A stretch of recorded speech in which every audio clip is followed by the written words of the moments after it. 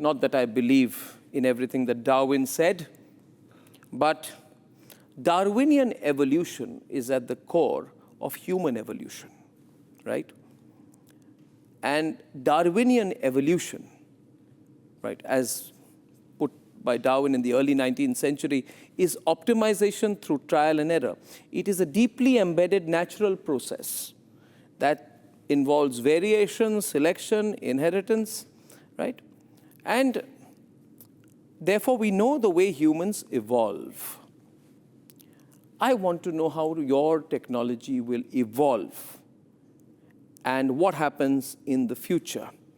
And my question to you is on the whole issue of technological singularity, which is a position or point of time in the future when AI will surpass human general intelligence. I would bet against it.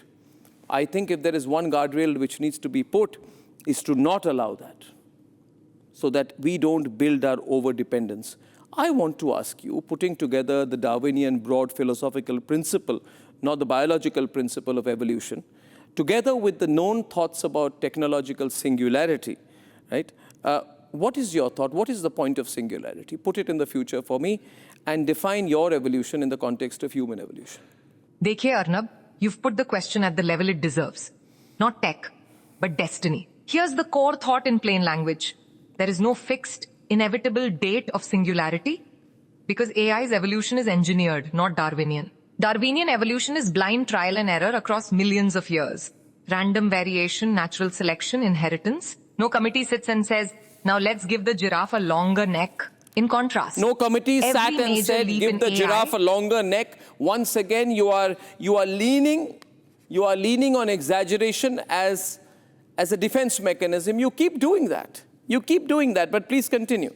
Darwinian evolution is blind. AI evolution is more designed. That single difference changes everything. In nature, variation and selection happen without intent. In AI, every big jump, more data, bigger models, faster chips, looser or tighter guardrails, is a human decision by researchers, companies, regulators, even voters. That means there is no fated day when machines must cross some mystical line and become superior.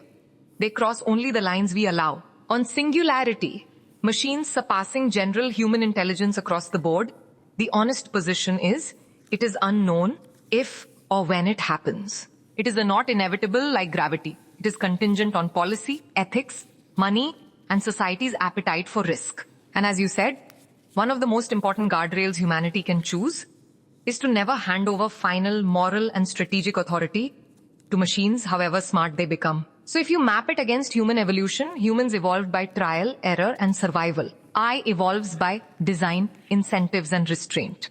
In the end, it won't be Darwin who decides how far AI goes. It will be human courage to say this far and no further. But cloning is an emerging technology, not Darwinian evolution. You're absolutely right. Cloning is the opposite of Darwinian evolution. Darwinian evolution is about variation and selection over long time. Random differences, then nature decides who survives. Cloning is about copying without variation.